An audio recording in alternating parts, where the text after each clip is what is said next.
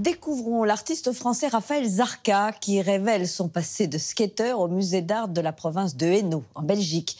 Les visiteurs peuvent évoluer à travers ses sculptures modulaires et il expose ses photos en noir et blanc, une série intitulée Riding Modern Art qui montre comment la pratique du skateboard s'approprie l'espace urbain. Stéphane Cornic revient sur la culture skate. Des skaters sur des sculptures dans un musée. C'est la proposition de l'artiste français Raphaël Zarka pour le BPS 22 de Charleroi en Belgique. Un artiste également connu pour ses écrits sur l'histoire du skateboard. Il faut dire qu'ici ou ailleurs, le skate entretient un rapport existentiel aux formes, qu'elles soient sculpturales ou architecturales. Les skaters, des guerrilleros urbains, depuis qu'ils ont troqué les vagues pour le béton à la fin des années 50, ces surfeurs de l'asphalte n'en finissent pas de s'approprier la ville et de partir à l'assaut de nouvelles formes pour expérimenter sans cesse leur figure. Le skateboard, ça commence dans les années 60, un peu partout dans le monde, mais il y a une spécificité américaine qui est liée aux infrastructures autour de la ville de Los Angeles. Il y a plusieurs grands types d'architecture. La première, c'est les grandes canalisations. Et il y a une autre architecture très connue de la Californie, c'est les piscines, qui sont toutes courbes, qui ont, disons, la forme de haricots ou de trous de serrure, mais avec des courbes partout au lieu d'avoir des angles droits.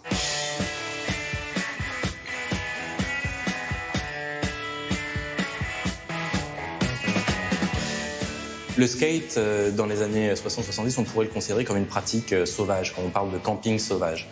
Donc évidemment, ça coince, ça grince avec l'organisation de la société, avec où est-ce qu'on roule, où est-ce qu'on marche, où est-ce qu'on joue. You find skateboarders now in every built-up area in Britain, and the local authorities want desperately to get them off the streets.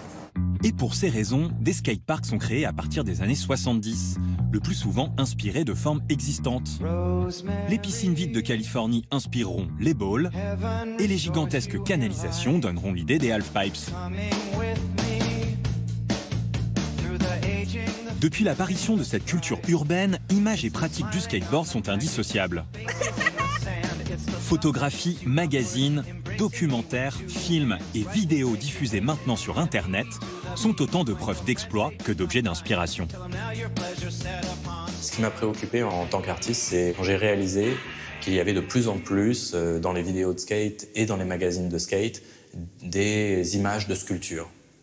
Ce qui m'intéresse ou ce qui m'intrigue dans le fait que les skaters s'approprient des sculptures de la même manière qu'ils s'approprient une piscine ou un banc public, c'est qu'ils ont une relation esthétique à la sculpture, mais qui diffère de celle du passant. Et ben là, il y a un autre critère chez les skaters, c'est le critère mécanique. Est-ce que ça va permettre de faire un mouvement intéressant ou pas?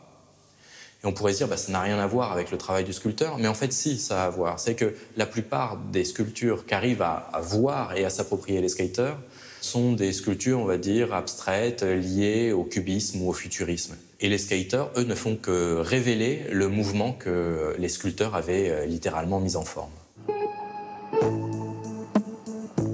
Raphaël Zarka, lui, s'inspire de formes géométriques abstraites d'un mathématicien allemand du 19e siècle, Arthur Schönflies, pour créer des sculptures minimales, résultat d'assemblage de modules.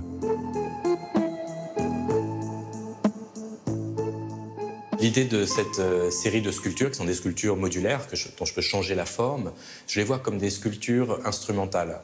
Les skaters m'aident à réaliser une série de sculptures qui doit pouvoir tenir en tant que telle, en tant qu'œuvre d'art. Mais la spécificité de ces pièces-là, c'est aussi qu'elles peuvent être interprétées, comme une partition est interprétée par un musicien, par des skaters dans certains espaces d'expo, comme en ce moment à Charleroi.